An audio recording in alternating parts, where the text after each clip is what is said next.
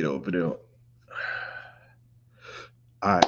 Peace to the family, peace, love, and light. We are here. We are back. We are in the building. Welcome to the YouTube family. Welcome to the IG family. We're gonna have an amazing presentation, right? We have a lot of information to share with you this particular day. And again, we want to do it in the most non-offensive way possible, even though we are compound to stick to the truth and tell it like it is. You know what I'm saying? Because there's nothing more redeeming than truth, especially in a time of falsehood.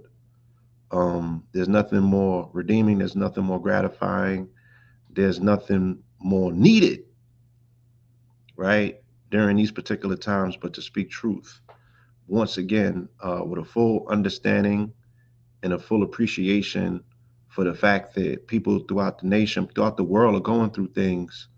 So we don't want to badger, we don't want to push in places where it causes unnecessary pain.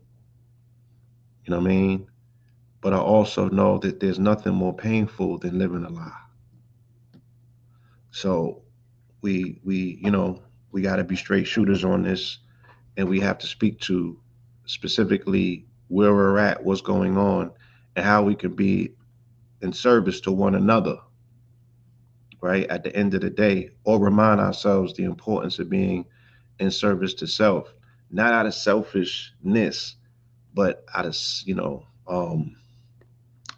fullness, how to fulfill your own self's particular mandate, because man is responsible at the end of the day, you know what I'm saying, for the bread that he puts on his table. So let's just do this real quick. Look at the etymology of God. We've done this on numerous occasions, right? And we're going to do it again today.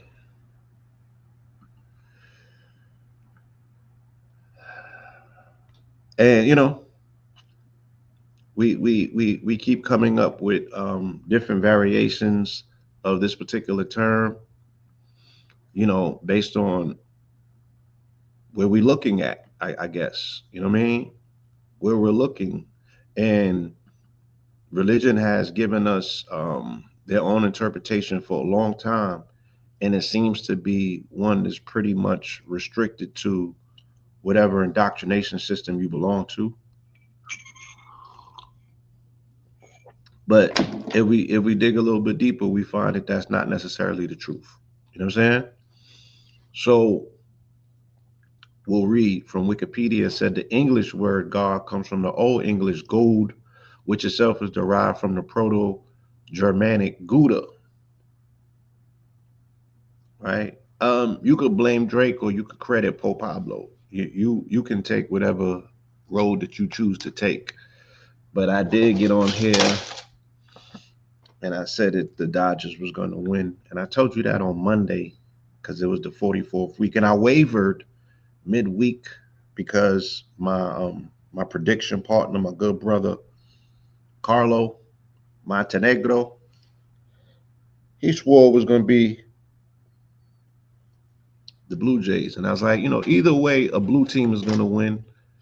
But I made my prophecy, and I should have stuck to it 100,000%. But I really, rather than me be right all the time, I want to see my guy win. You know what I'm saying? Because I need him to build his confidence back up as a 44 resonator. I know that I'm going off of the deep end, but trust me, it's all related. It's all related at the end of the day. But yeah, and take this as a lesson. You know what I'm saying? Understand that it's always going to come down to the last play in the game of life as well. It's going to come down to the last play, and things may seem to be one way, and ultimately that's not how it's going to end up. So they wanted to get rid of player number 44, and for the whole postseason, the articles were being written about how the Dodgers don't have faith in him. You got to have faith in your predictions. You got to have faith in your players. You got to have faith in how your predictions are going to play out. You know what I'm saying? I'm not a betting person, so I don't gamble with my predictions. I make predictions and prophecies and I let them be. For the people that do that, though, I'd be like, shit, If I was, why wouldn't if I was you, I would listen to me, because I have not been wrong with the 44 predictions in quite a while. But I don't sport bet, you know what I mean? But if you do, my nigga, you know, sock it to my pocket. But anyway, yeah, shout out to the LA Dodgers. We knew, this being the 44th strong, that they would win. At least I was telling everybody that would listen that they would, right? But Carlo, he be betting against me. I don't know why. To this day, I can't figure it out. You know what I'm saying? I can't figure it out. But nonetheless, that's my brother. Shout out to him. Um, it's my guy. I just wish that for now on you would listen to the 44 God, man. I don't miss on this. All right. Just like I don't miss here. Right. Shout out to God. I don't miss when it comes to this. Okay. And that's not I'm not saying that out of arrogance. I'm not saying that out of arrogance. I'm saying it because I've showed and convinced myself enough that I've qualified myself to be able to speak in this particular manner. And it's based on receipts, not my feelings. The statistics show, right? And I'll leave it at that, because I am operating in a state of hubris. Okay. Because I don't always want to be right. I have to always leave room for growth. You know what I'm saying? I have to leave room to learn still. I cannot be the know-it-all, because the minute that you saying that you know it all, then your time is up, you know, and I like it here. I like it here. Okay. Gouda, its cognators in other Germanic languages, including goob, goodis, guo, good. So these are Gothic words. These are Old Saxon words. These are Old Dutch, and this is Old High German and Gut. And then the Moors is gonna tell you that all of this came from them.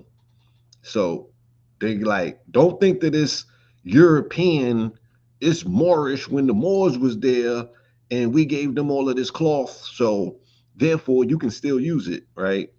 I'll take it, you know what I mean? But it's still our job to interpret it. So goot and gut is the same word, right? And I'm saying all that to say that God is synonymous with gut. And your gut is what drives you, my nigga, more so than your brain does, more so than your genitals do. You know what I'm saying? It's your gut. It's when you have not eaten. It's when you're hungry, right? You do irrational things. You cannot think straight. You don't want to reason. You don't want to hear nobody out. You lose your sensibilities, right? Because most of us are driven by our stomachs. You know what I'm saying?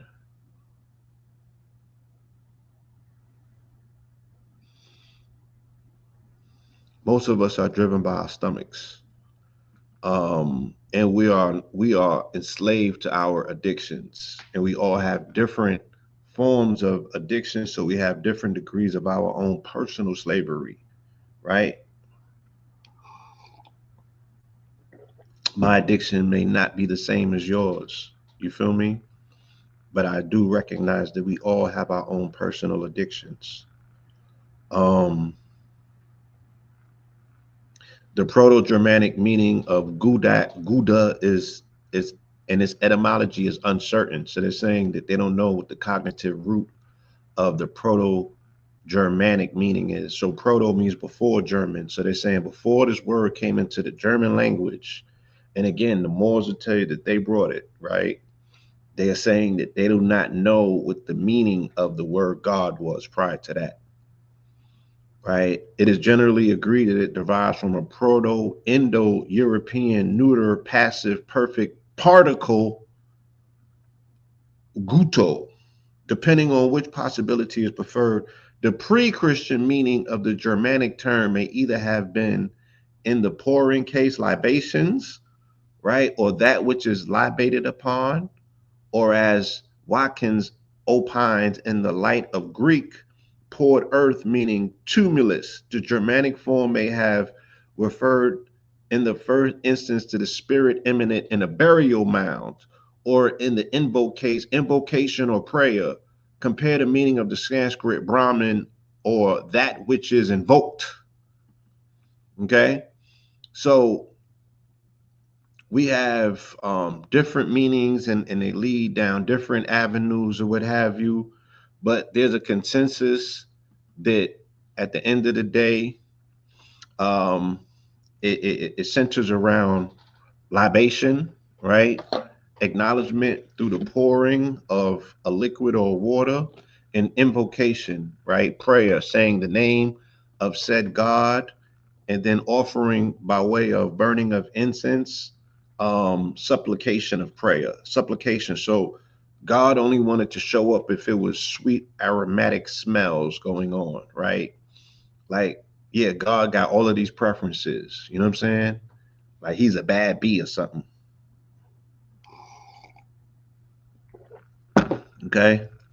But one of the other observations, like I said, that is very key to make when we're looking for the etymology of the word God is its connection to the word gut, right? And the connection to the word gut gives it away, because when you look at the root chakra, right? When we take it to Indus Kush, when we take it to the chakra systems, which are a system that come from a spiritual practice, or quote unquote religion, if you will, that goes back further than Christianity or Judaism, right? We could look and see that the root chakra, okay, let's see what the root chakra is tied to. And that's the red chakra. That's the primary chakra. That's the root chakra, right? We all stand on the root. Okay. What is the root chakra tied to? Root chakra meanings. The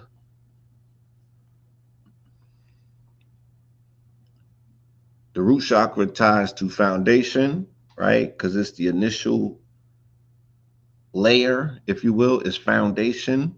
It's considered to be the base of the entire chakra system. So everything is built upon this, providing a sense of stability, and it anchors all other chakras.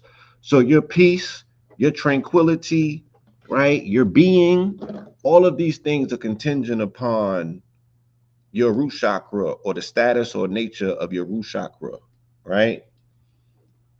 The stability of said root chakra is a determinant of where everything else in your chakra system is going to show up as, because it's dealing with foundation, right? Do we get that? Okay. Give me 1 second.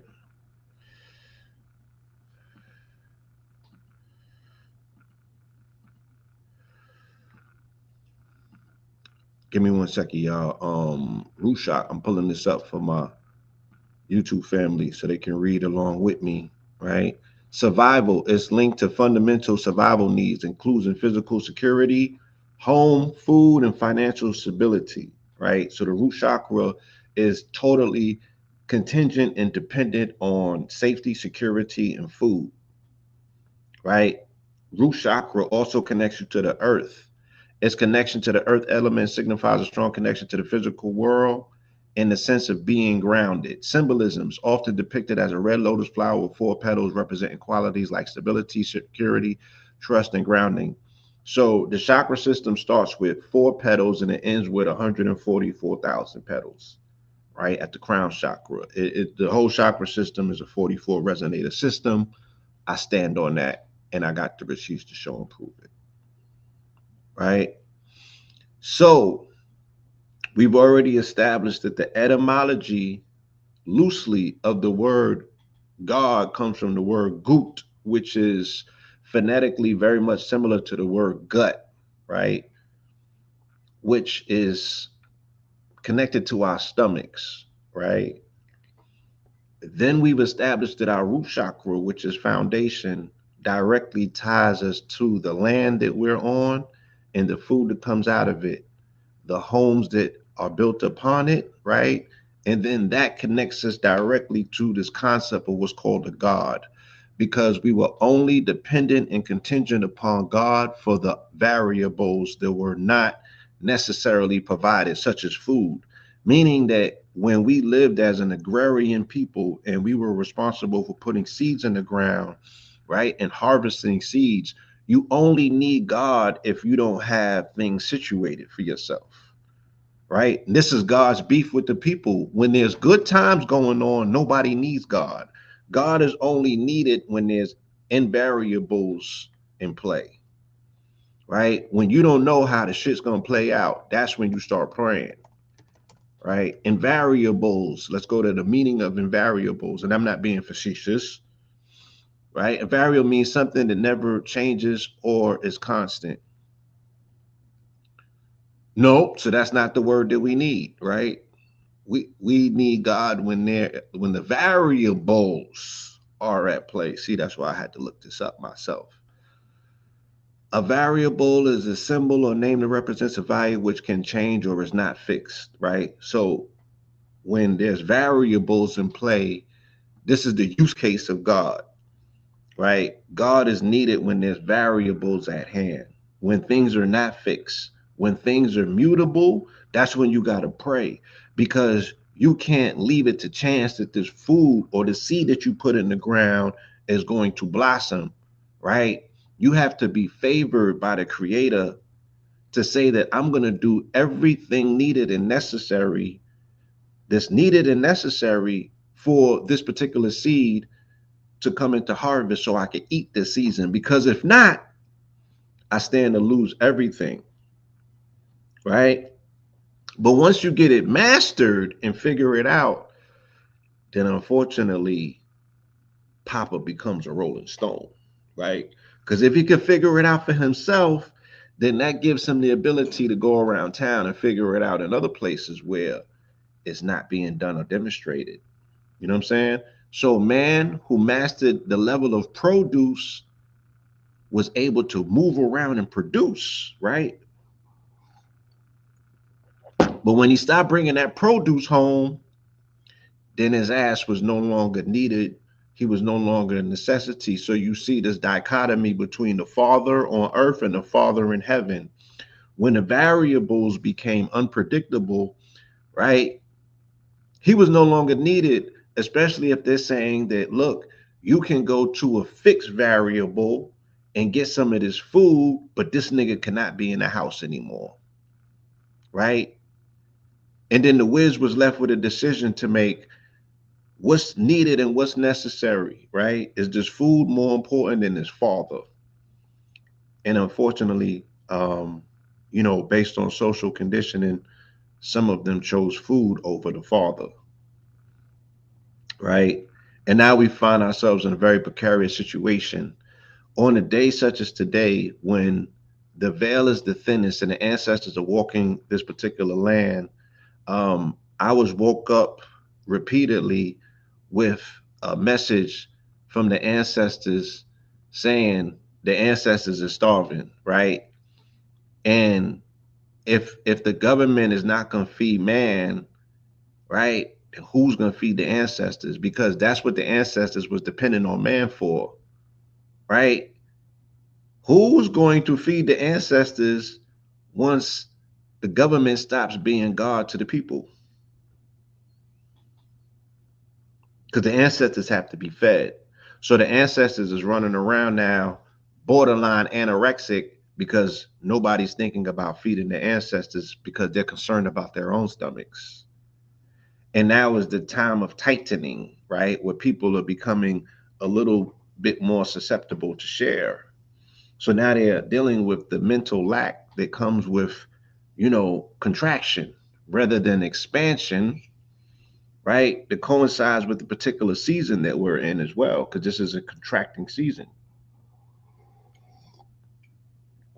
So I just wanted to set the premise of where today's dissertation and discussion is potentially primed to go.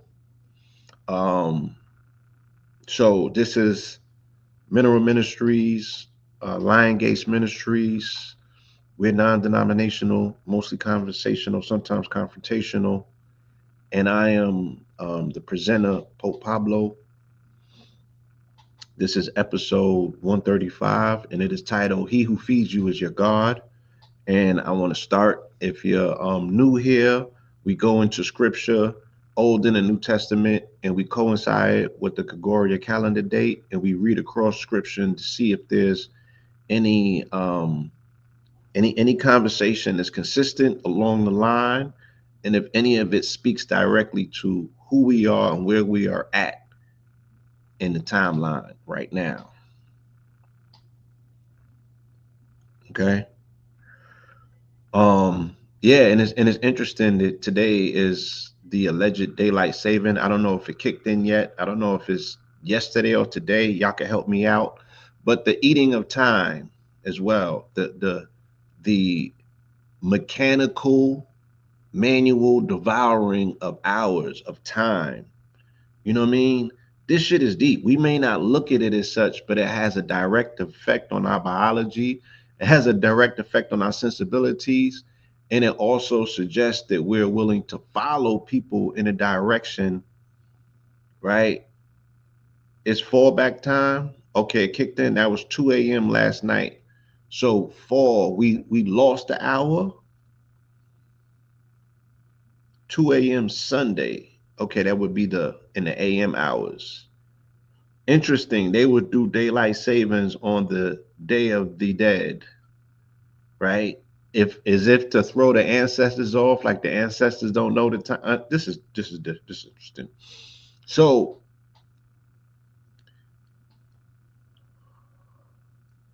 interestingly, we'll start right here in Genesis 11:2, right? And I love the way that this starts because it speaks directly to what's going on in the world today. No, I have not heard Big L's album. I've heard some of the tracks, but I haven't. Okay, so we gained an hour. So this would technically be 10:39. Interesting. Okay.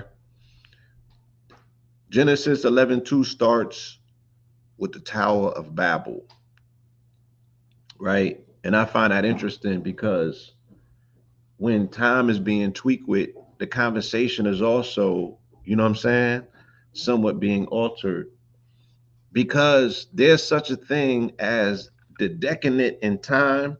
Look, the way that the angelic forces are set up, if one is to believe, right? If one is to believe what's being said about the spiritual realms, you have to understand, especially if one does work with spirits in the spirit realms, right? The angelic, the spirit realms are allocated 2 hour in 2 hour blocks to specific angelic forces, right?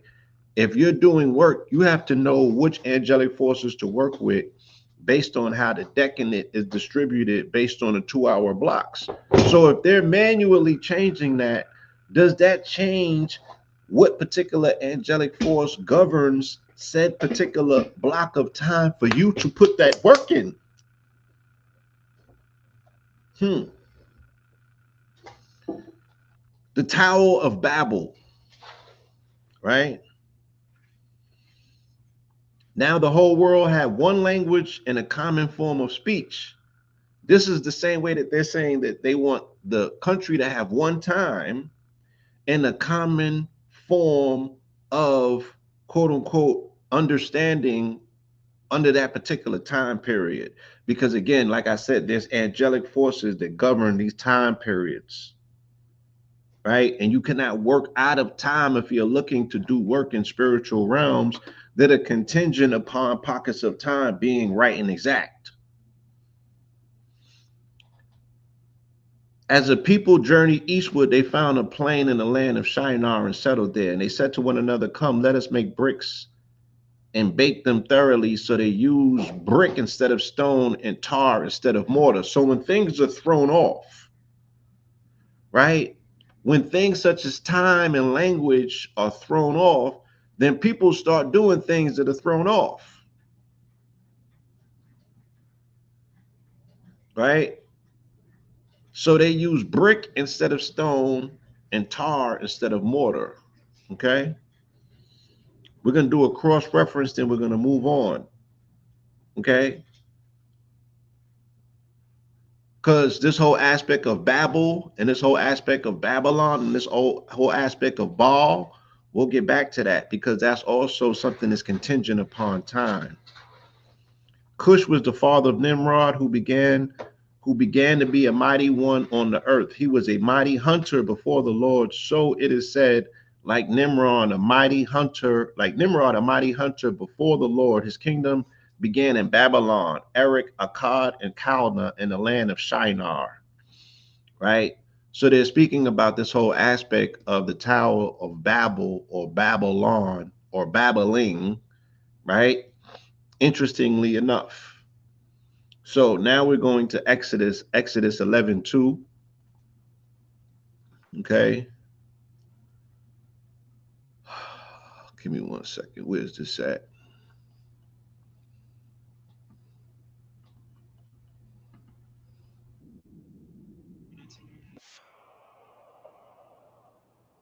Not that. Okay, the plague on the firstborn foretold. So now we're back in Exodus and we're speaking about the plagues once again. Right. Then the Lord said to Moses, I will bring upon Pharaoh and Egypt one more plague. After that, he will allow you to leave this place. And when he lets you go, he will drive you out completely. Now announce to the people that men and women alike should ask their neighbors for articles of silver and gold. And the Lord gave the people favor in the sight of the Egyptians. Moreover, Moses himself was highly regarded in Egypt by Pharaoh's officials and by the people. You know? So even afterwards, even in the time of Babel, they said when the people were unified in one tongue to have one communication, they were of one mind, right? So one would beg to ask, how were they operating and serving different gods if they had one communication, one mind, and they were all allegedly moving off of one one under one God? Isn't that monotheism? But nonetheless, we still find that they are empires and kingdoms that were favored, that were flourishing, Kemet being one of them, Babylon being another. Where were they able to grab all of this? Where did they get all of this loose from, if you will? Right? Would not it? How were the Cometians able to assist the Hebrews who were going through a state of famine if they were the chosen people? I'm speaking about the Hebrews being the chosen people at that time. And they said that Egypt had all of these gods that were non-consequentials or useless idols. So how did they, they was next to the Nile. They were in abundance. They were able to feed them people for many years until they had a famine. And then when they had the famine, they was like, yo, we got to scale back on some of these people that's not. So they had the immigration policy like this country. And they got washed up because of that. Okay. But then they told them people to give them gold and silver. Now, these people had abundance, right? They had abundance. And again, can we, because we love being judgmental, we love sitting in the seat of judgment. Would you allow yourself to sit in the seat of judgment to be judgmental of these people if the tenets and the commandments had not been laid down yet? How are they supposed to know how to operate and who to operate underneath if these mandates had not been passed to them and they was passed to the Hebrews later in the narrative? So in between God creating Adam and Eve, that messing up, Cain and Abel, that messing up, and then having to create Noah, that messing up. Like he allowed all of this time to elapse and all of these empires to be built and flourish just for him to come and knock them down. I,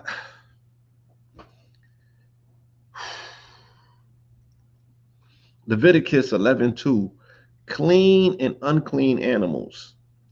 And herein lies the problem, right? When the people are in a state of despair and when the people are in a state of lack, who feeds the ancestors? Because according to scripture, biblical scripture, and that, right, we're not even going to go into African traditional systems. Let's speak about the Bible. In the Old Testament, God wanted the best portions of the meat. They had to be unblemished. It had to be the select slices and choices, my nigga, right? He was taking no shorts. You feel me? It's like it's that old analogy when in times of war, who gets fed? The elderly or the warrior? Who gets the best pieces? The person who's protecting the flock or the most vulnerable amongst the flock? Now you're gambling, right? Now you're gambling. But the lack thereof, let's say it's to the warrior, and the warrior is able to sustain in battle, and those people are protected and you know in duration, but the lack of them having food creates breakdown and malnutrition in the children, where they'll never be the same people who they were intended to be originally, because after 4, 5, 6 days of malnutrition, especially for a child that's addicted in America on sugar, what you think is going to happen to their development?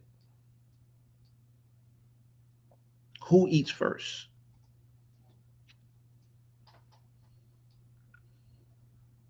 Yeah, I do need my cigar to focus, but we'll keep it moving. Clean and unclean animals, Leviticus 11:2. The Lord spoke again to Moses and Aaron, telling them, say to the Israelites, of all of the beasts of the earth, these ones you may eat.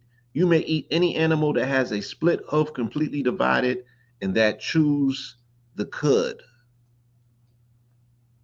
Okay? We'll do a cross reference to this real quick.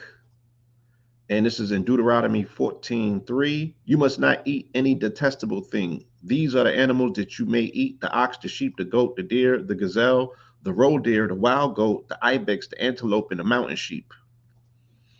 Okay. A cross reference that we do before we go forward from that is Acts 10:9.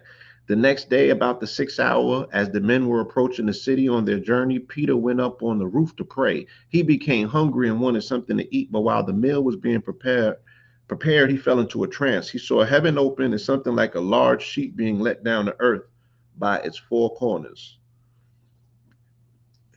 That's hungry, hungry. Numbers 11:2. The complaints of the people. Interesting. Soon the people began to complain about their hardships in the hearing of the Lord. And when he heard them, his anger was kindled, and fire from the Lord blazed amongst them and consumed the outskirts of the camp. He's like, the nerve of you niggas. Okay. And the people cried out to Moses, and he prayed to the Lord, and the fire died down. So that place was called Taberah, because the fire of the Lord had burnt amongst them. So he's not taking nothing, right? He's like, nigga, how dare you?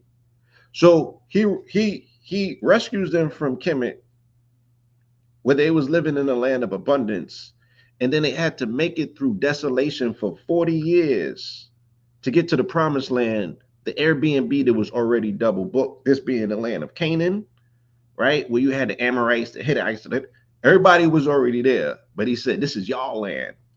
After taking them from somebody else's land where they was being housed and kept for his children. Amongst the land of alleged idols, there was living in abundance. Who was they praying to? And why was the entity that they was praying to coming through with the favors and blessing them and giving them abundance? Right? Enough so that they was able to take care of somebody else's whole children that was God's chosen. Again, I don't want to be facetious because these are very real stories.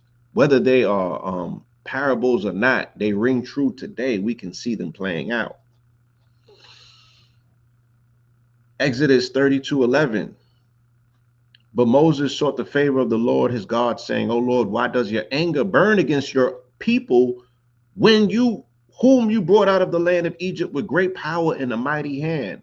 Why should the Egyptians declare he brought them out with evil intent to kill them in the mountains and wipe them from the face of the earth? Turn from your fierce anger and relent from doing harm to your people. Remember your servants, Abraham, Isaac, and Israel, to whom you swore by your very self when you declared, I will make your descendants. And then the page cut off, but you know what he said, right? So he's like, yo, you're going to make the commissions right to say that you went through all of this to take us out of Kemet so we can die in the desert, right? Interesting. Deuteronomy 11:2, obedience and discipline. Okay. You shall therefore love the Lord your God and always keep his charge, his statutes, his ordinance, and his commandments. Know this day that it is not your children who have known and seen the discipline of the Lord your God, his greatness, his mighty hand, and his outstretched arm, the signs and works he did in Egypt to Pharaoh, king of Egypt, and all of his land. So it's almost like he gaslit Pharaoh to make an example out of him to gain the obedience of the people who he initially sent into the home of Pharaoh so he could take care of them because God was too busy doing something else. But they started liking it too much, right? They started appreciating it too much. And oh no, God is like, you can't serve two masters. So this sounds like pimpery 101. And he got into guerrilla pimping because Pharaoh said, look, nigga, I'll let them people go. Then he said he hardened his heart so he can wash them up and make an example out of him. I think he really wanted what Egypt had. Because we do know that it's a jealous God. Right? And as a result, to this day, there's contempt that's being heaped on Kemet, on Egypt, by the very people who belong to all three of the Abrahamic traditions. Why? Because it stems directly from this book, from them shitting on Kemet, your ancestors, right? And your ancestors are anorexic right now and they want to be fed. So if the people are contingent on the government to feed them, if the government stops feeding them and the government is God, right? Then who's going to feed the ancestors?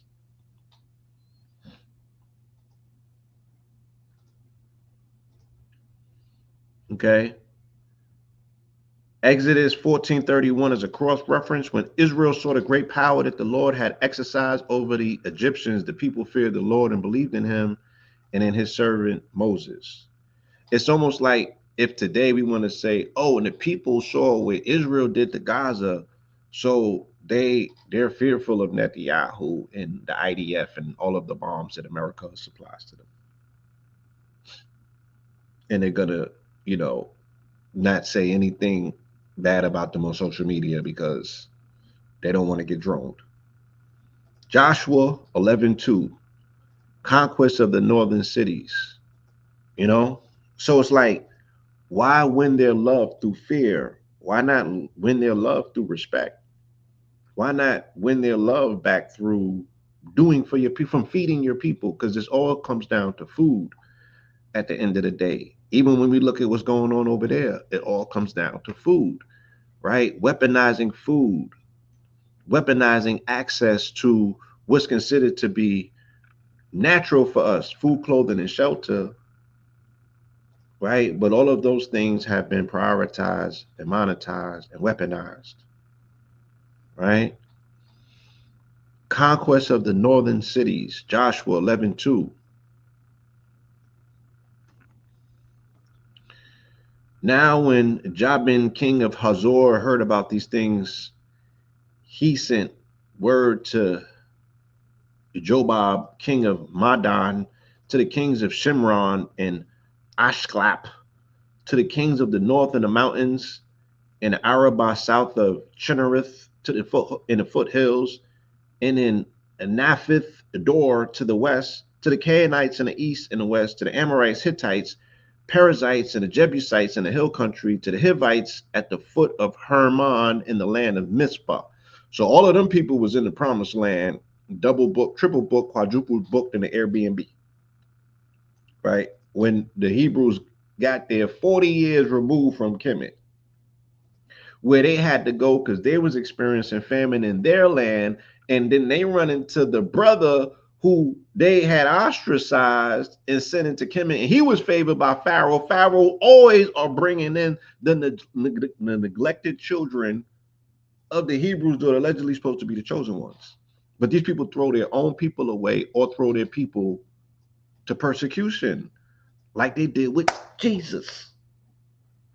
I'm just This is how the story is reading, right? I'm not making a loose interpretation. I'm using rationale and reason to read the same narrative that you are. Why does it sound so different?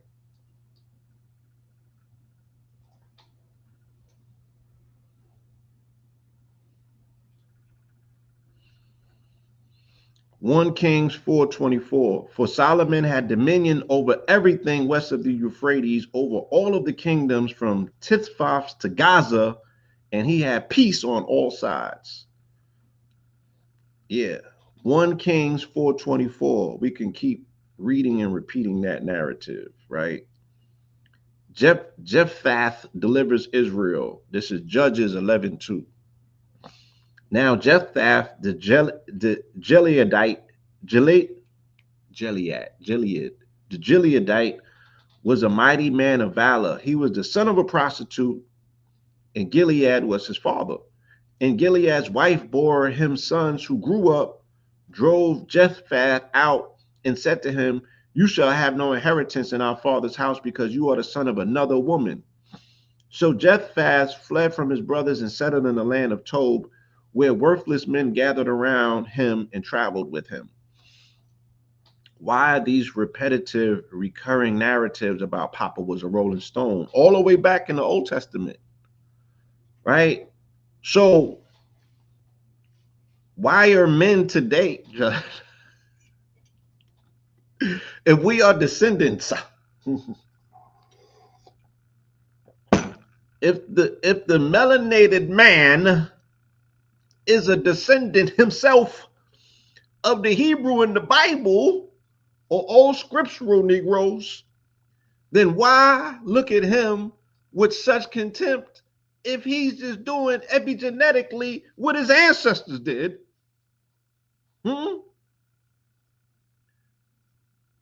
Papa been a Rolling Stone since the Old Testament, right? And them prostitutes need their own Bible because they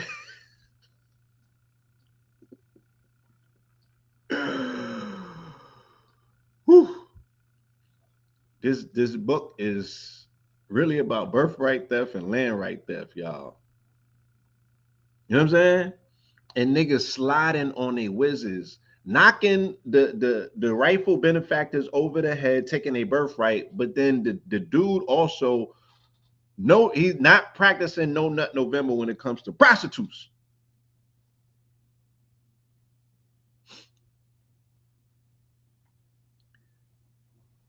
And yes, and I do want to point out that there is genocide taking place in all of the disputed places on the planet where they said that the cradle of civilization happened or where humanity emerged from. I think that that's worthwhile taking a look at, especially during the 44th week here.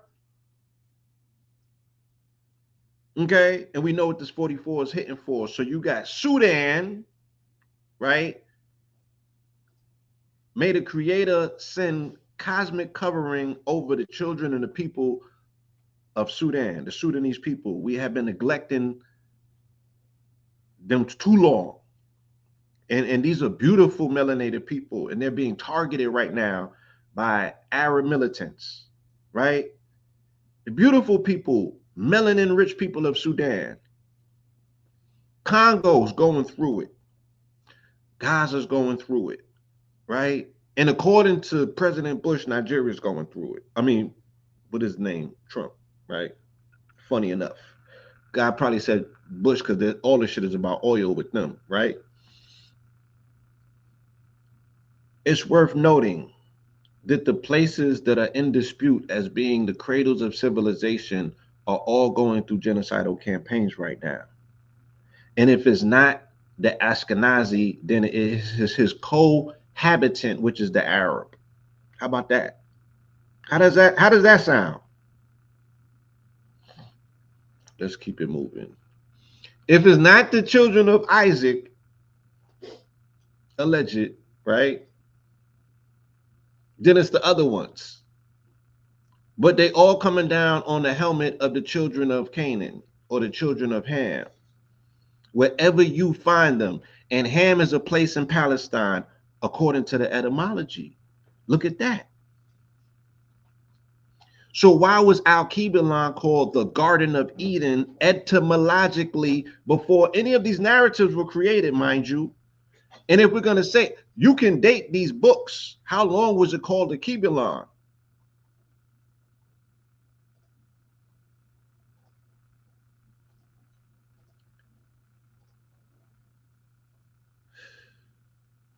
Genesis 21:10. And she said to Abraham, expel the slave woman and her son, for the slave's woman's son will never share in the inheritance with my son Isaac. Yes, and as well as Jamaica. Jamaica's going through it. And Jamaica, interestingly enough, is that seed where the conglomeration of all of these things come together. In terms of the people who populate Jamaica, some saying these are descendants of Congolese, Benin, in some respects, some people say, right? Some people say that these are the ancient melanated Moors that occupied Europe, right? Because we know that there's Scottish descendants, melanated people that come from there. We also know that they're tied in directly to the Kushite kingdom by way of Ethiopia, Selassie I. No! So how can I leave them out of the equation, right? Yes. Our people are going through it. Heavily enriched melanated people are going through it around the planet simultaneously right now. Why do you think that that is? And what can we do about it collectively? When I read what I read about Sudan, I was ready to go. I was ready to go. Right? It impacted me and turned my stomach to a degree that I wanted to go put in some work.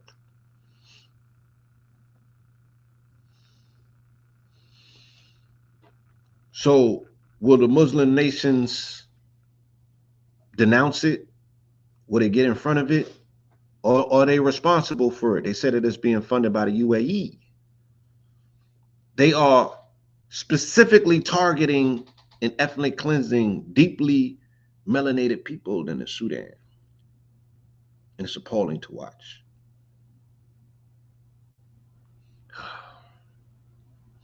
Saul defeats the Ammonites, right? 11:2. So soon the Ammonite came up and laid siege to Jabesh Gilead. All of the men of Jabesh said to him, make a treaty with us and we will serve you. But Nahash the Ammonite replied, I will make a treaty with you on one condition, that I may put out everyone's right eye and bring reproach upon all Israel. Hold off for 7 days, replied the elders of Jabesh, and let us send messengers throughout Israel. If there's no one to save us, we will surrender to you. No surrender, y'all. Judges 16:21. Then the Philistines seized him, gouged out his eyes, and brought him down to Gaza, where he was bound with bronze shackles and forced to grind grain in the prison. David and Bathsheba.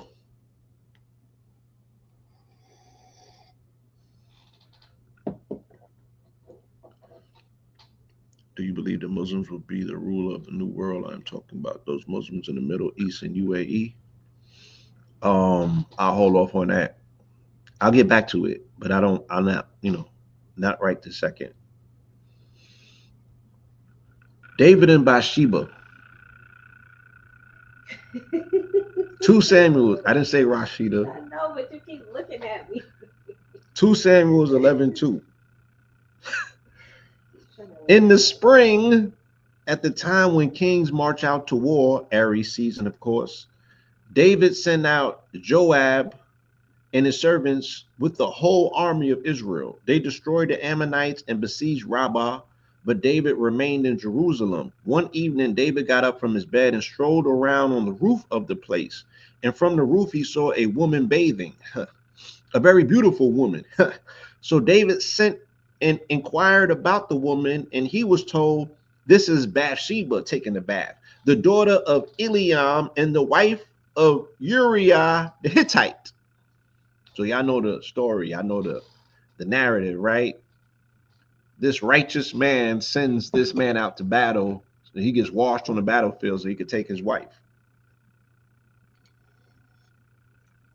And these are how great nations were born. Genesis 3:6 as a cross reference. When the woman saw that the tree was good for food and pleasing to the eye, and that it was desirable for attaining wisdom, she took the fruit and ate it. She also gave some to her husband who was with her, and he ate it. Pause. Right? I don't know why they would cross reference that in particular one, but because they're gonna blame the woman for bathing, right, and being bucket naked and attracting the eye of David. It wasn't David's fault. 1 King 11:2, Solomon's foreign wives. So we get from David to his son, right? So think about that, right? David was attracted to foreign women. Solomon had a whole lot of them. That was going specifically and strictly against the commandment, right? Solomon's foreign wives. King Solomon, however, loved many foreign women along with the daughter of Pharaoh, women of Moab, Ammon, Edom, and Shedon. So he loved pink toes too. He was bunny hopping, as well as Hittite women. These women were from the nations about which the Lord had told the Israelites, "You must not intermarry with them, for surely they will turn your hearts after their gods." Yet Solomon clung to these women in love. He had 700 wives of royal birth and 300 concubines, and his wives turned his heart away. No nut November for Solomon. That did not work. No nut November for Solomon. So they opened this up, telling you that this was not ancestral for November to be. That's not scorpiotic. Y'all out here going against the ancestors in November with this new age shit, right? That ain't how they started out Scorpio. They started out Scorpio with Solomon's 700 wives and 300 concubines.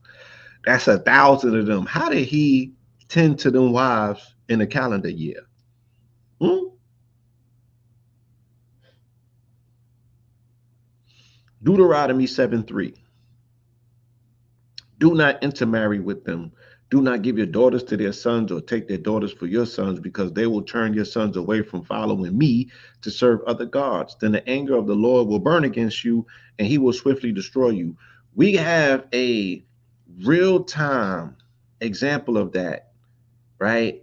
Playing out in our political theater with J.D. Vance and his wife, Usha, okay? Because Usha's a Hindu and JD wants to be a Christian nationalist. Because I'm going to tell y'all the spill right now. I'm going to give y'all the script. I'm going to explain to you how mean magic works. First, I'm going to put this thing up here so we can pass the play, goddamn it. Right? Because I'm going to feed the ancestors for you.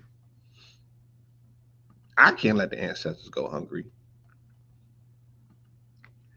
Let me explain to you how mean magic works. And you have the illest magician ever in the White House, right? And we already know this because I've showed you on numerous occasions that MAGA is by far the fifth and highest order of the Satanic Church. But the word MAGA means magician. It means warlock, right? So he's the highest magician ever. And Sabrina Abramovich, she agrees. Huh? Marina Abramovich, if she says it is, goddamn it, then it is. And she said it, right? She said that he's the illest magician that they got. So if he's the illest magician and he understands meme magic, right? Shout out to Red. We've been talking about meme magic since 2017, right? Explaining to the family what meme magic is and how they operate utilizing meme magic on these social networks, right? The magic of the memes, the mnemonic magic of the memes. He got y'all talking about a third term. Yes, Keck, right? They're tapping into this aspect of Keck, of the frog, right? And it gets deep. This might be your first time hearing it. I'm not gonna, rehash it right now. He's utilizing meme magic to utilize you as projectors to what? Create his desired reality. So the fact that you're saying, yo, is he gonna run for a third term? You are projecting him into the future when he's on his last leg, because the appearance of comments means the death of kings, right? And he who is the king of kings, or he who sits at the highest altered position, exalted position, bemusing that they're kings when they're not, that's the first one to get their head knocked off. So we can look at him health wise and see that he only got a few months left. The whole spiel about it is that if he kicks the bucket tomorrow, you got JD Vance. This thing can't play the way that it's playing without Trump being the figurative Godhead sitting in the seat. JD Vance can't finish it, right? So they're all right in the respect to say that they have to finish what they started. And the only way that they can pull this off is with extending a particular term for Trump. Lord forbid, right? If this is the first year, what's the next 3 years going to be like? But you, not you in particular, they're utilizing the masses to create this particular cosmic covering or canopy where you couch and project Trump into 2028 and beyond, when that's not what his body's given. That's not what his body's given. So they're not only feasting off of the people's pain and anguish and drinking their tears, they're also utilizing your fear as a mental projector to propel them into places that they have not yet earned the attendance to, if you will. Okay? Yes, so Trump is Biff, and he's attempting to time travel in your mind with your mental apparatus, with you allowing or utilizing your magic that you don't yet know that you have, that you can use for yourself, and you can use it in reverse of what you quote unquote feel that you're going through. How do you push back? How do you push back? That's exactly how you push back. Utilize your mind, the greatest apparatus that you have, your imagination, which crystallizes reality. And it can happen on a day-to-day basis because we die every night, B. Right? So stop buying into that. Don't emotionally participate in that conversation at all. It has nothing to do with you. And it has nothing to do with the now moment for him projecting himself, even though it does. Right? So that's the trade-off.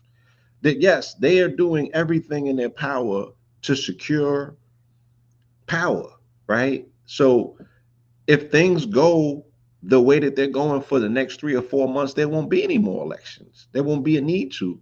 If they have demonized the Democrats to a degree that if you sign up to be one, they're going to call you a terrorist, right? Who's going to sign up to do that? Who's going to volunteer? Who's going to go out and cast a quote unquote vote for the opposition if they've been demonized to that degree?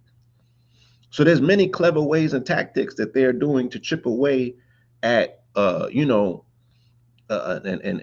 opposite outcome, if you will. But what I'm telling you is that he don't have that lease on life for you to even be participating in a conversation about him being here extended wise. They will make that shit AI before they make it JD Vance. Okay? He's not married to a Christian woman. How can you lead a Christian nationalist movement that is fomenting at the mouth right now, right? That's going through a civil war because of Nick Fuentes, And the fact that they don't want to be even projected as what we know and see them as. They're like, we can't bring racists amongst our. I'm like, nigga.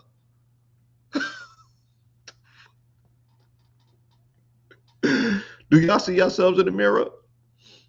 Obviously not. Yo, this is a charade, y'all. This is gaslighting on a level that's unprecedented. This is deniability that's unmatched, right? Y'all have to find sanity and sensibility to lean into because you cannot extract it from what's going on in the outside world, and it's only going to add to your psychosis. You're gonna go mad trying to follow this ish, and they definitely need our energy to participate. They're utilizing you as a battery. Yes, you're being catfished for your loosh. 2 Kings 11:2. When Athaliah, the mother of Ahaziah, saw that her son was dead, she proceeded to annihilate all of the royal heirs. But Jehosheba, daughter of King Joram, the sister of Ahaziah, took Joash, son of Ahaziah, and stole him away from amongst the sons of the king who were being unalived. She put him and his nurse in a bedroom to hide them from Athaliah, and he was not unalived. And Joash remained hidden with his nurse in the house of the Lord for 6 years, while Athaliah ruled the land. She put that work in. She put that work in for her boy. 1 Chronicle 11:2. David anointed king over Israel. Then all of Israel came together to David at Hebron and said, "Here we are, your own flesh and blood. Even in times past, while Saul was king, you were the one who led Israel out and brought them back. And Lord, your God said, you will shepherd the people of Israel and you will be ruler over them." So all of the elders of Israel came to the king at Hebron, where David made a covenant with them before of the Lord. And they anointed him king over Israel according to the word of the Lord through Samuel. And I read or I listen to Professor Jayang, as well as some of us do, and I've had an amazing opportunity to fast track my history lessons by listening to him and his perspectives, right? Which I dig very much because he simplifies a lot of this confusion. And he says that the Bible is a book of poetry. And he said you have the God poet and you have the king poet. And the God poet is Yahweh, right? Along with the Yahwehs. And the king poet is David, right? Whose son is responsible for Psalms and Proverbs and all of those other things, right? And he says that the covenant, there's 4 different covenants in the Bible. And we speak about these covenants all the time. But when God made this lasting covenant with David, that was the covenant that becomes consecrated. That's the covenant that he's looking for. So God, who alleges to be so perfect, did not get it right until super late in the narrative, right? With David. Once he got aligned with David, then he finally started, figuring out like, yeah, I can settle here with these people. You know what I mean? These are the people that I'm going to consecrate as my people. Prior to that, he was washing them up because they wasn't matching it. They, you know what I mean? The Moseses and the Noahs and all of them, and the Adams and the Eves, nobody was getting it right. But this is an infallible God who knows everything, right? But couldn't get it right at all. And then he gets it right. And then Solomon comes and destroys all that shit. If you know, you know. No disrespect, once again.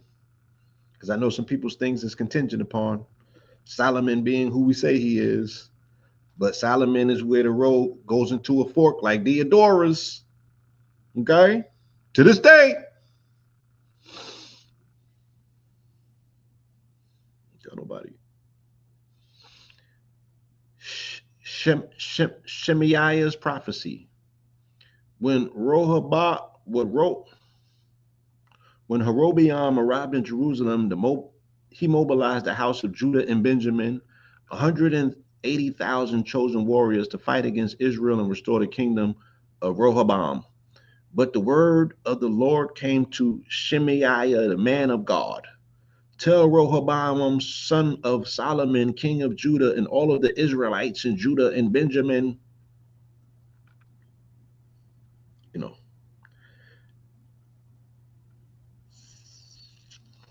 hold on. But the word of God came. So this is a cross reference. This is 1 Kings 12:22. Tell Rehoboam, but the word of God came to Shemaiah, the man of God. Tell Rehoboam, son of Solomon, king of Judah, all of the house of Judah and Benjamin, and the rest of the people, that this is what the Lord says. You are not to go up and fight. Hold on, y'all. Give me 1 second. You are not to go up and fight against your brothers, the Israelites. Each of you must return home, for this is my doing. So they listened to the word of the Lord and turned back according to the word of the Lord. The new settlers in Jerusalem. This is Nehemiah 11:22. David is the son of God in the Bible. Mhm. That's who the covenant was with, right? The lasting covenant. Huh. Now the leaders of the people settle in Jerusalem, and the rest of the people cast lots to bring out of the 10 to live in the holy city of Jerusalem, while the remaining 9 were to dwell in their own towns. And the people blessed all of the men who volunteered to live in Jerusalem. These are the heads of the provinces who settled in Jerusalem. In the villages of Judah, however, each lived on his own property in their towns. The Israelites, priests, Levites, temple servants, and descendants of Solomon's servants. So there's a difference. There's the people of Judah, there's Jerusalem, right? Almost like there's the Judas and then there's the Jews. When you go to Ethiopia, it's like that's where we see the Judah people. When we go to Israel, that's where we see the Jews. And then they're attempting to mesh it together with them bringing back the Falasha. But them people ain't the same people.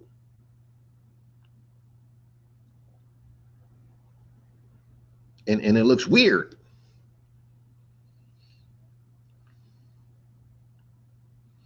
Ezra 2:68. When they arrived at the house of the Lord in Jerusalem, some of the heads of the families gave free will offerings to rebuild the house of God on its original site. So they've been attempting this through the whole book.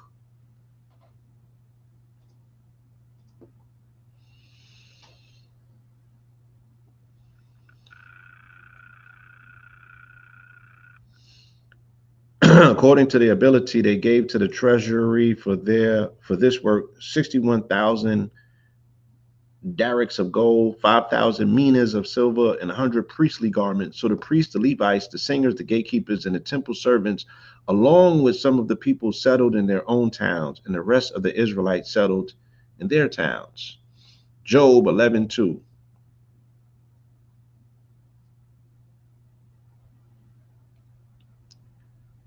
Zophar rebukes Job. Then Zophar the Anamathite replied, should this stream of words go unanswered and such a speaker be vindicated? Should your babbling put others to silence? Will you scoff without rebuke? So he was speaking against the lamentations of Job, because Job was taking God to hell with his words. He was cursing him for being accursed himself, or so he thought.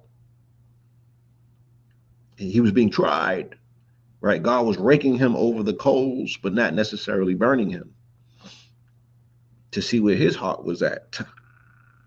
Sounds like a people that I know.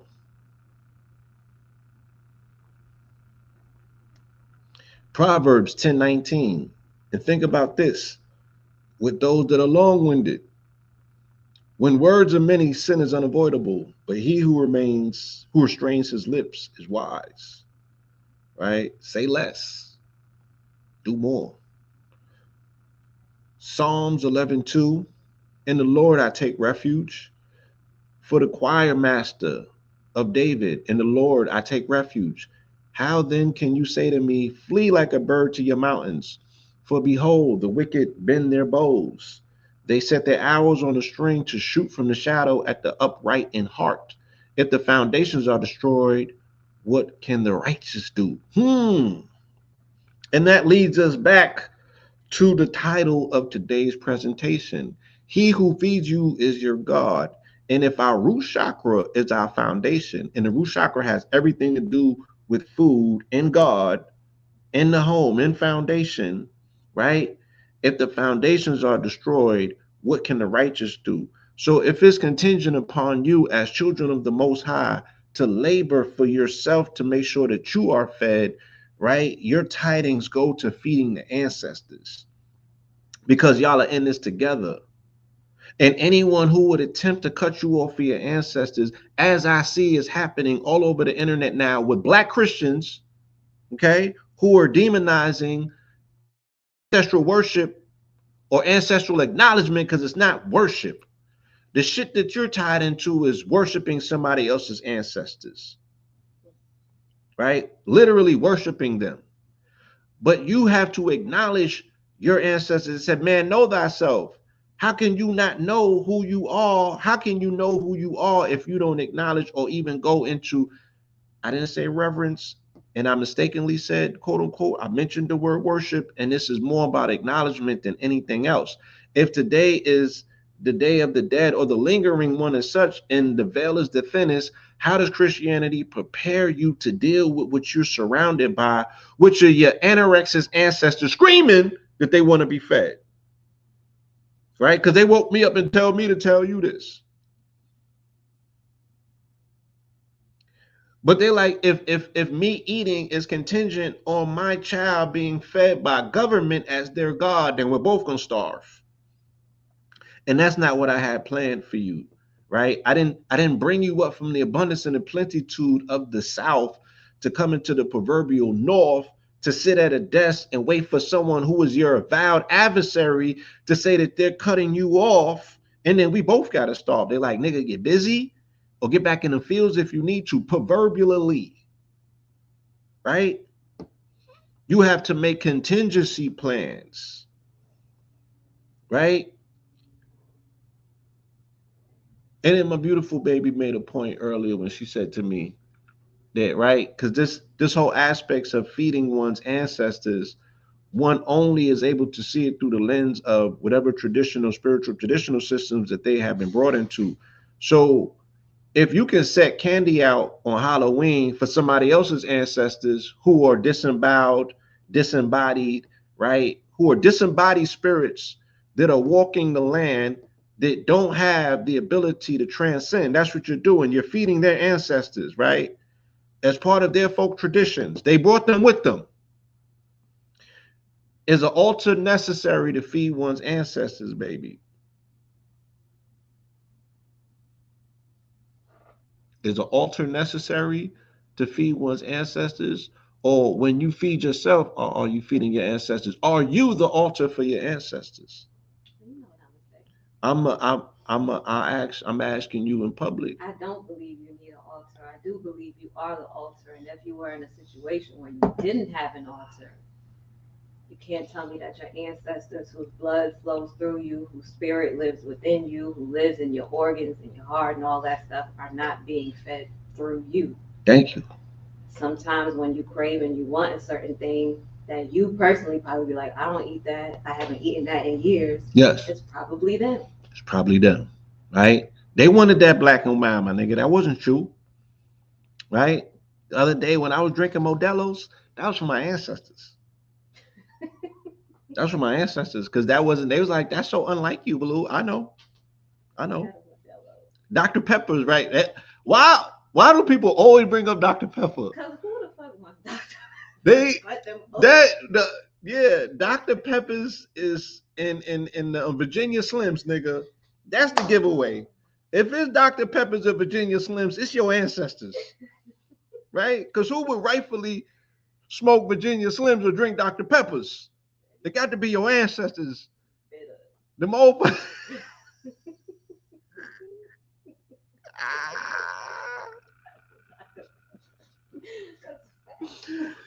so it's a catering the demons. Hey, so be it, so be it. You want to call your ancestors If demons, they demons and they demons. then you are demon spawn, you know? And then you believe that you was born in sin. You believe that there's something filthy about you. You bought into the lie. And this is the lie that has been cannibalizing us forever. That's the mind virus that this government keeps talking about, right? And they're fighting the best that they can to put you back under that indoctrination system because they like the shit ain't working enough because it's niggas like myself that must have got found that they like who told this shit to get on the internet to disrupt us with memes where we can't rule our sheep in silence. These niggas over here making all this noise about this stuff that we didn't teach them. So if we can't unplug the internet, we're gonna sanitize it and we're gonna whoop on you niggas, right? So you can get in my comment section and say that it's demon worship. But you are openly under the administration, this satanic, this the fifth highest order of the Church of Satan. And you can't put one and two together yet. Real simple. Just don't do it. Don't feed them. Don't feed them. If what you don't feed it. Just don't. Yeah, but remove yourself from the conversation. Cause y'all still don't even know what a demon is till today. Y'all don't even know what the demon is. And the shit is in the computer. I mean, there's so many ways I can show you what a demon is.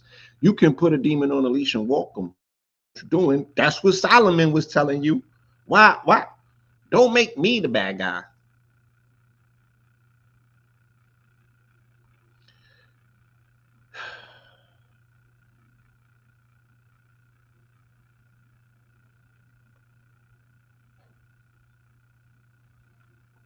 Proverbs 1:11. If they say, come along, let us lie in wait for blood. Let us ambush the innocent without cause. Let us swallow them alive like Sheol and whole like those descending into the pit. I'm going to leave you hanging.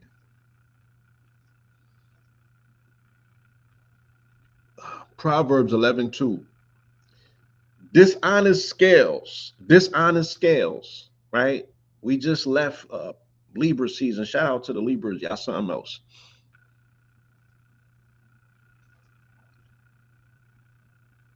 Dishonest scales are an abomination to the Lord, but an accurate weight is his delight. When pride comes, disgrace follows, but with humility comes wisdom. The integrity of the upright guides them, but the perversity of the faithless destroys them.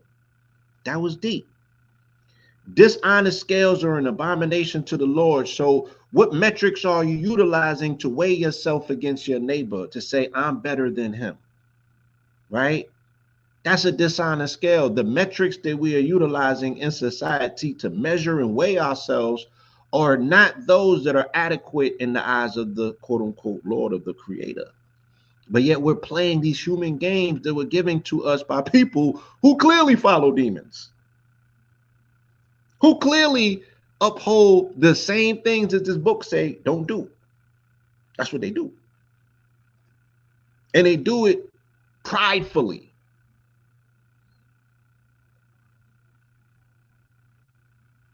1 Peter 5:5 as a cross reference. Young men, in the same way, submit yourselves to your elders, and all of you clothe yourselves with humility towards one another, because God opposes the proud but gives grace to the humble. And this community in particular, we get into the etymology of shit to totally unpack it and unclothe it, right? And leave it standing there like an emperor with no clothes. So they've destroyed the word humbleness or humility because of this etymology. Words like nice. Be nice for what? Granted. But when I come with the etymology of certain words like Christian means Cretan and Cretan means fool, then I'm not playing fair. When I tell you that the etymology of God is burning incense and pouring libations, and that sounds like African traditional systems, then I'm reaching, right? I'm flubbering the words. Okay. But if the lack of humility is what we're suffering from, what do we replace with that? Hubris? You can't just throw that out with the bash water and just totally not come back to it and not have that conversation. Cast your bread upon the waters, Ecclesiastes 11:2. Cast your bread upon the waters, for after many days you will find it again. Right? Just going to swell it up. Divide your portion among 7 or even 8, for you do not know the disaster may befall the land. Hold on, I'm preaching. If the clouds are full, they will pour out rain upon the earth, whether a tree falls to the south or to the north, in the place where it falls, there it will lie. So if you didn't hear the tree fall in the forest, did it still fall? They're telling us in this passage that it's time to ration, that it's time to save, right? It's time to do more with less, right? And even in your heart and your spirit, you're supposed to live in abundance. They're not saying deal with lack. They're saying, look, you cannot foretell what's about to happen and what's coming, right? Those swelling clouds can also be hurricanes, right? So things can go to a degree where we could say, yeah, rain is coming, and then rain don't stop. That's not going to work either. So it's just not about calling forth the rain to to mitigate the famine. It's like how much rain, where, what condition of rain, because acid rain ain't gonna work. Yeah, and the trees absolutely fell. So even though there may have been an abatement for the horror and the terror that was impending to come upon the people with the situation with SNAP, where's the planning? Where's the contingency? Where's the emergency to say, all right, these seeds is going in the ground? What sort of seeds, right? What do we grow in this particular condition in terms of this climate? Provisional foods, spinach, collards, kale, right? All of these things. What's the best land that's suited fit for that? Are we checking throughout our network to say, yo, I can buy the seeds, you plant them, I'll come and water them? This shit is real. All right. 2 Corinthians 9:6. Remember this: whoever sows sparingly will also reap sparingly, and whoever sows generously will also reap generously.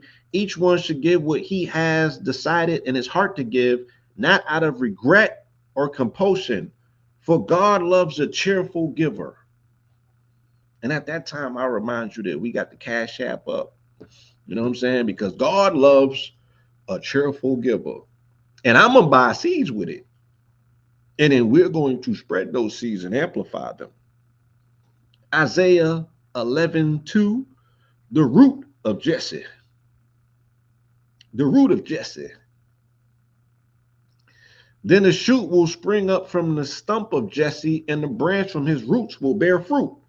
The Spirit of the Lord will rest on him, the Spirit of wisdom and understanding, the Spirit of counsel and strength, the Spirit of knowledge and fear of the Lord, and he will delight in the fear of the Lord. He will not judge by what his eyes see, and he will not decide by what his ears hear. Okay?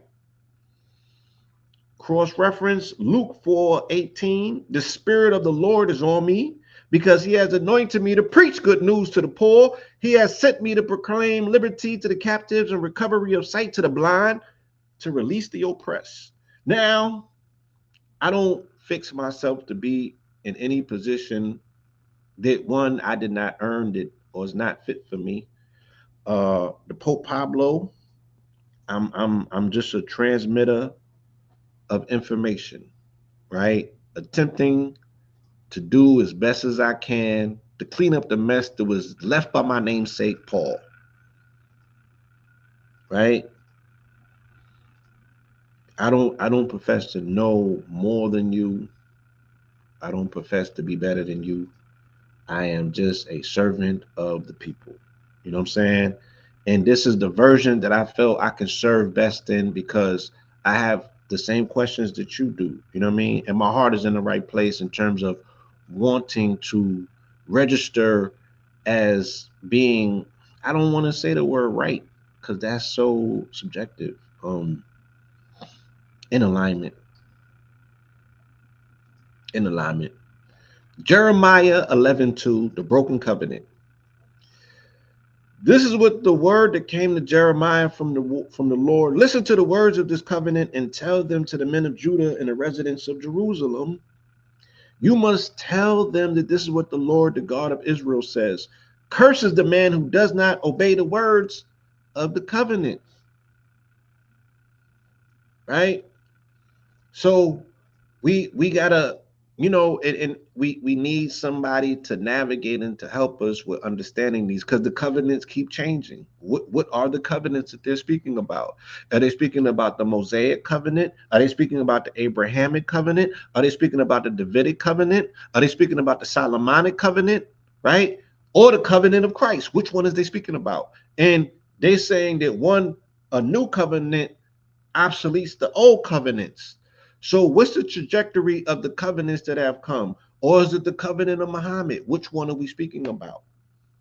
Because I'm in my feelings about what I'm seeing in the Sudan. I'm in my feelings about what I'm seeing in the Congo, right? I'm in my feelings about what I'm seeing at the hands of Arabs who are just totally annihilating melanated people in the name of their religion. I am in my fucking feelings about this at this particular. I'm angry like God.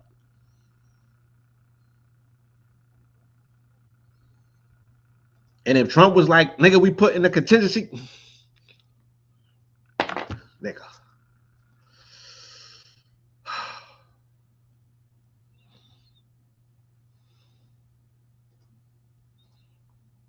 And them is some beautiful melanated people over there. Beautiful children. They are raping the women unceremonious. I mean, the shit is just.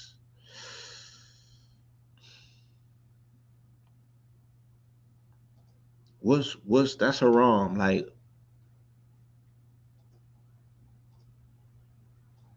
what's wholesome and religious about that? Right? How are we led to believe that somebody's God is for this and will reward it? But then who are we to be so susceptible and not understand the conditions of war?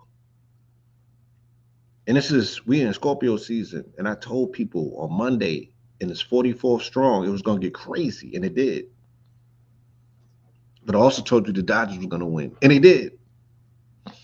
So I ain't wrong, but I don't want to be right with certain things. When are we going to see it for what it is? They are destroying, desecrating all of these places on the planet that are cradles of civilization.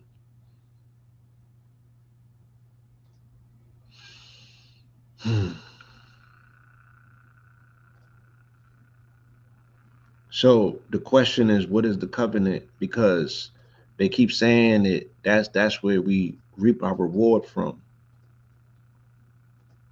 Deuteronomy 27:9. And why do the covenants keep changing? Because the Mosaic covenant was to be circumcised.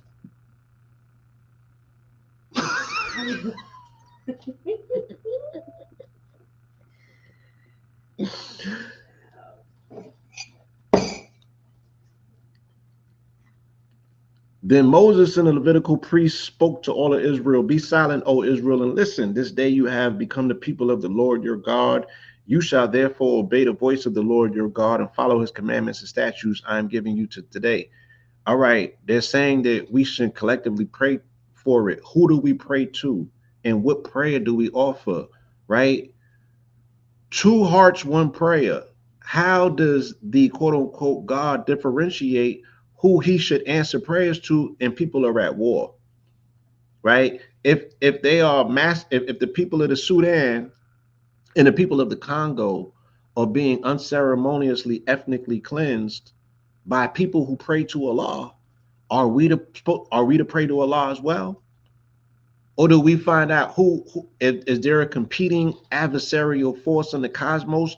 What's going on? Right? What's going on, and how do we get remedy and redress? And how do we know that that's not them feeding their ancestors? Right? How do we know that that's not them feeding their ancestors? Ezekiel 11:2, evil in high places. Then the Spirit lifted me up and brought me to the gates of the house of the Lord that faces east.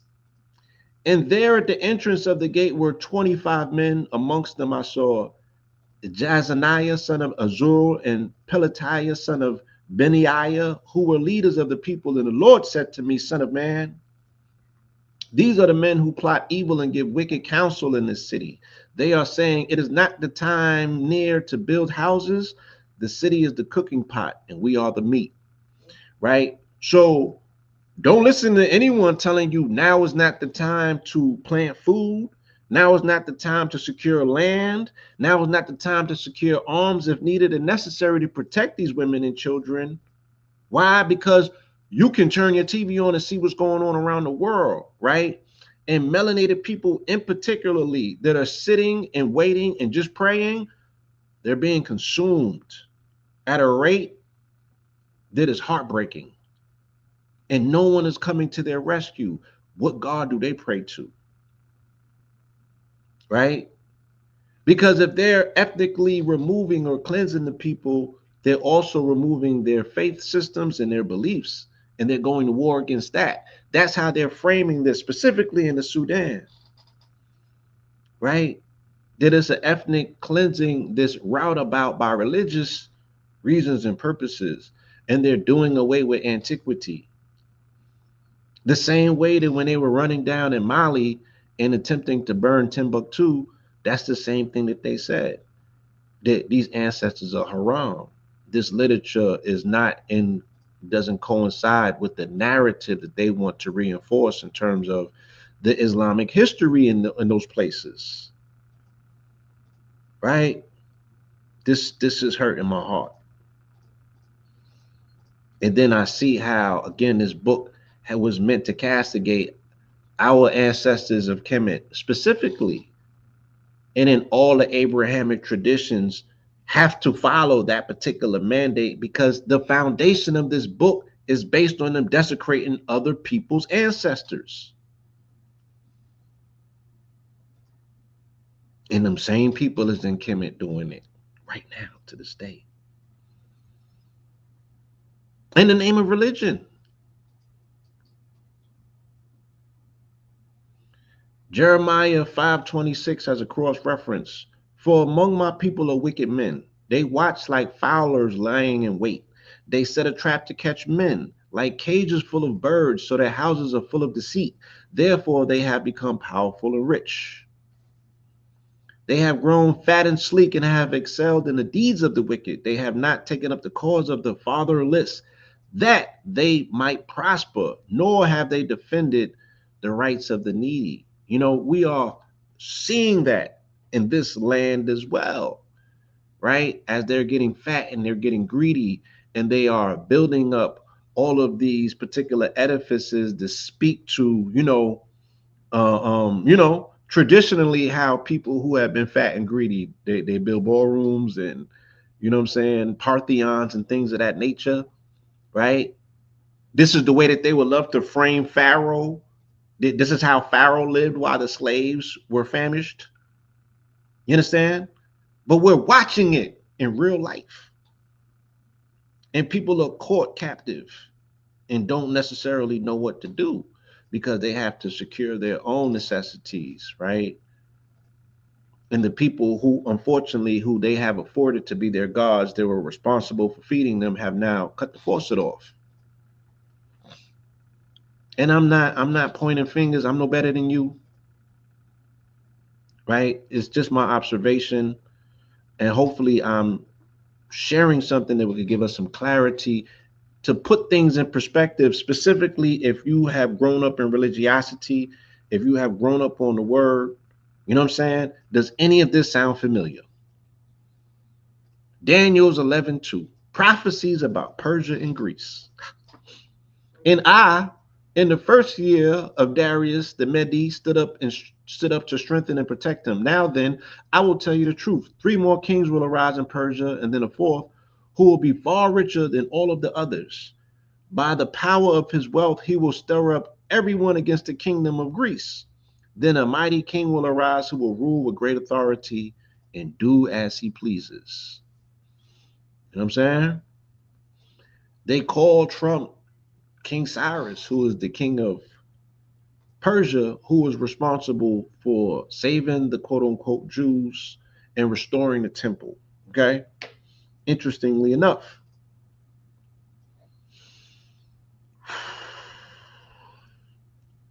the doomed flock, Zechariah 11:2. Open your doors, O I abandoned that the fire may consume you. Wait, oh, Lebanon, my bad.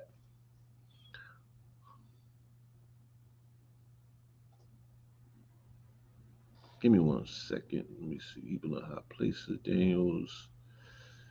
Open your doors, O Lebanon, that the fire may consume your cedars. Well, O Cyprus, for the cedar has fallen, the majestic trees are ruined. Wall, O oaks of Bashan, for the dense forest has been cut down. Listen to the wailing of the shepherds, for the glory is in ruins. Listen to the roaring of the young lions, for the thickets of the Jordans are destroyed. I don't know them to have lions in Jordan, but let's be clear, the Middle East is still Africa, right? So I don't want to make the differentiation. I just have a tendency to think that some of these narratives took place more in the interior of the continent than the outskirts, right? But nonetheless, they're speaking about the destruction and the desolation of nature. And interestingly enough, uh, this past week, right? There was also a executive order that came out of the White House where they opened up Alaska for drilling for mining, and they're running a track directly through indigenous lands where those people have always been the custodians of nature. They've always had dominion amongst the animals and you know again, the people who are being castigated as pagans, the people who are being castigated as the ones who, because in Dios means Dios is God, right? And in means in God. But they attempt to say that they were pagans because they didn't have God with them. That's the etymological root of the word Indian, if you are not yet mindful of what Indios means, right? So the people who have been labeled and castigated as not being with God are this very same people who have been custodians for nature all along, who have kept the balance, who have showed the Ma'at, right? Who have upheld their contract and their covenant, regardless of who they worship and what man's name that they call. Look at the state of the nature that they have been able to hold intact when they were over here minding their business. Mark 11:2, the triumphal entry. Okay. As they approached Jerusalem and came to Bethphage and Bethany at the Mount of Olives, Jesus set out two of his disciples and said to them, go into the village ahead of you, and as soon as you enter it, you will find a colt tied there on which no one has ever sat. Untie it and bring it here. If anyone asks, why are you doing this? Tell them the Lord needs it and will return it shortly. Right? Shout out to the Colts. They're giving away some of our NFL picks, but yeah, shout out to the Colts. 44 resonators. Take that as you will.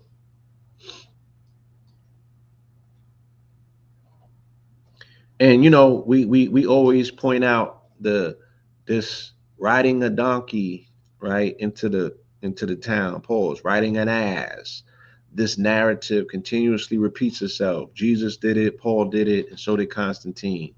Christianity itself is contingent on two supernatural causes. Supernatural, the sighting of apparitions. Paul went through it, and then Constantine went through it. None of it had anything to do with Jesus. Let's not even talk about his apparitions or what have you. But him coming to them as apparitions are the things that led to Christianity, which is called Pauline Christianity for a reason, because it don't got nothing to do with Jesus, right? And it's all contingent on you believing in the supernatural. It started with supernatural occurrences. So now we're in Romans 11:2. This is the remnant of Egypt. I asked then, did God reject his people? Certainly not. I am an Israelite myself, a descendant of Abraham from the tribe of Benjamin. God did not reject his people whom he foreknew. Do you know what the scripture says about Elijah? how he appealed to God against Israel. Lord, they have killed your prophets and torn down your altars.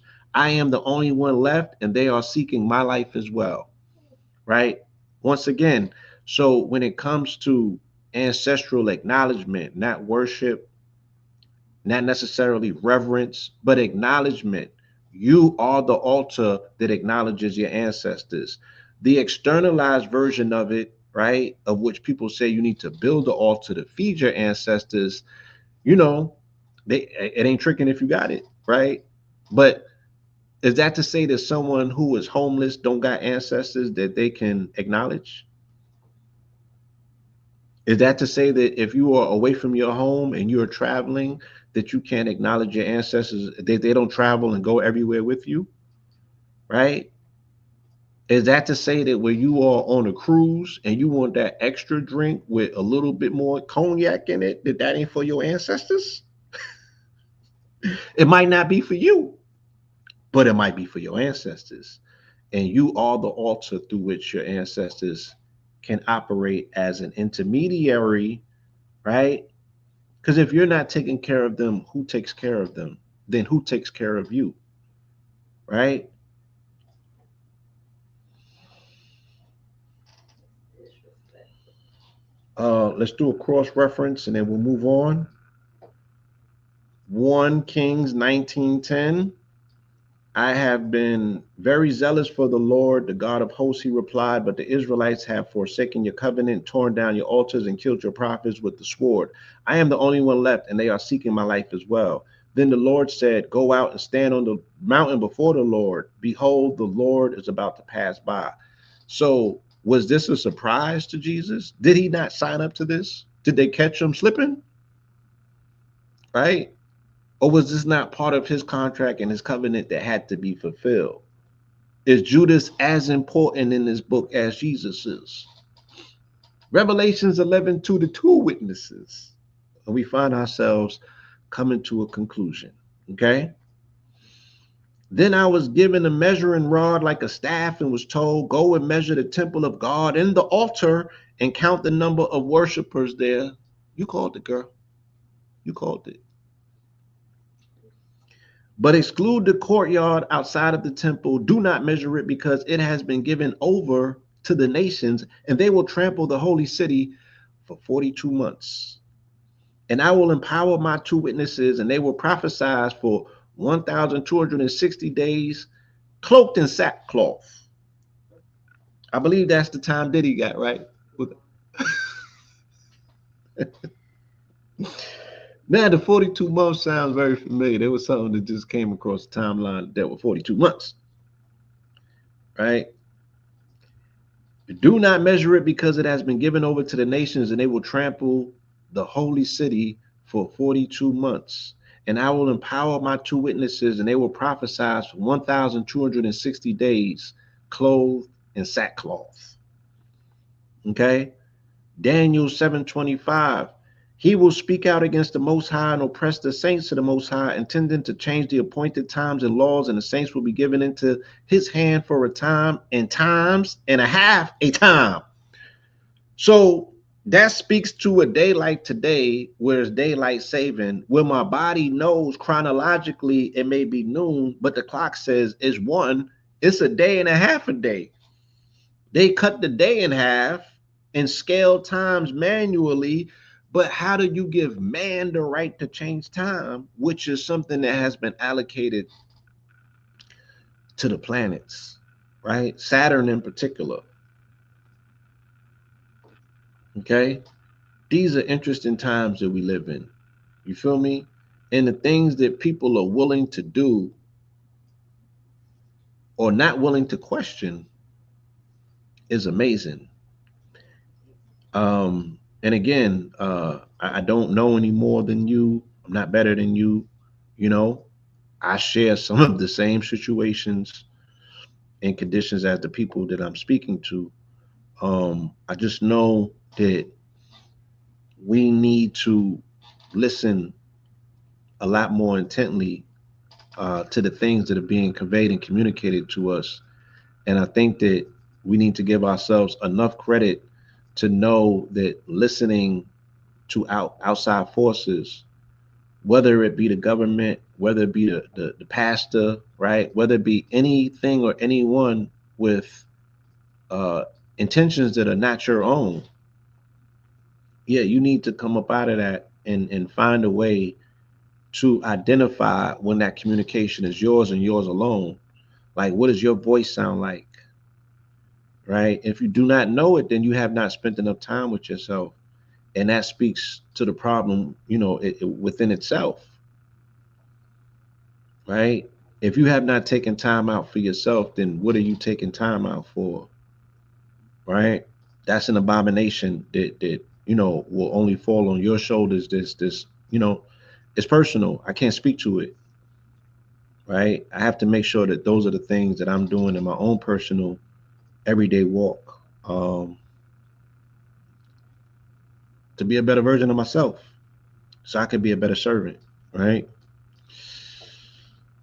I'm looking to the Quran so we can read an 11:2 passage, um, just so we could bring everything full circle. We have exhausted and read everything that the Old and the New Testament has to offer, and the consensus that we can walk away with unequivocally, that we know that we have read, and you guys read it with me. You walked through this whole thing with me. It spoke about the altar, right? So today's title, He Who Feeds You is Your God, right? If you are dependent on man to be fed, if man cuts your faucet off, then who's going to feed the ancestors, right? Because that's your job as well. Um, and you cannot be dependent or contingent upon that man to feed you and your ancestors, right? So herein lies the problem, and it gets deep. And again, like I said, I'm not talking at you. I'm talking to you. I'm talking with you, and I'm speaking to myself at the same time. So, uh, you know, the Pope is no better than you. We're having this conversation together in an intimate space. Uh, Let me pull this up before we conclude today's discussion and dissertation.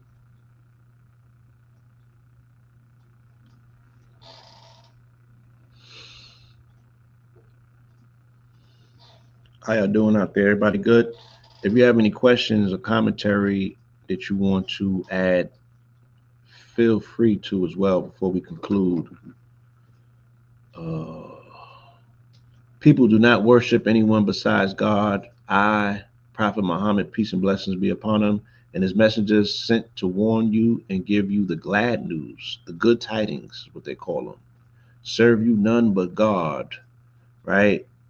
And again, it could be translated, but serve you none but your gut. You know what I mean? Serve you none but your gut, which is your, in some people's, when you strip down man, is he driven by his desires? Is he driven by his inclination to eat? You feel me? For some people, that is their everyday automan. That's their daily driving force. When the food runs out and the rations run short, that's when they run to prayer. But living in abundance, yeah, you might acknowledge daily gratitude, but I guess those are the things that have been tapering off. You know what I'm saying? Because that's not a given. Some people fall into um, excessive hubris, and they like, yeah, nigga, I got it. I don't need God no more. I don't need my ancestors. I don't need a higher force. Right? I got it all figured out down here. Look how good I'm doing. And things can change overnight, right? So it's important that we always keep that connection, that we always make sure that cord is not detached, and we never kind of lose sight of who we are and where we are and why we are and why we are. You know what I'm saying? So with that, I want to say thank you once again. Yeah, Generous donations could be made to $ Miss Harvey 917. And on behalf of myself and Mineral Ministries and Lion Gates Ministries, I want to say thank you for journeying with us. It's almost been 2 solid, strong hours of some amazing, word. And hopefully, I said something that can resonate with you, that will compel you towards some level of activation. You know what I mean? And yeah, just lean towards doing a a good act. You know what I'm saying? Something good in the world. And please know the importance of during these challenging times, when people are being forced to alter their lives and change directions, or they're getting a very abrupt wake up call. Let's have some compassion. Let's have some grace. You know what I mean? And let's know that you know you know it could be you. So please, let's show some respect. You know what I'm saying, to one another, and do not let the ruling elite get away with creating discourse and division amongst the people, right? While they get to ride off in the sunset. Please don't fall for that trick. And let's pray for our families in the Sudan. Let's pray for our families in the Congo.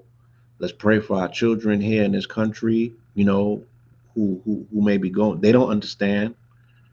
You know what I mean? They don't get it. You feel me? Let's pray for them.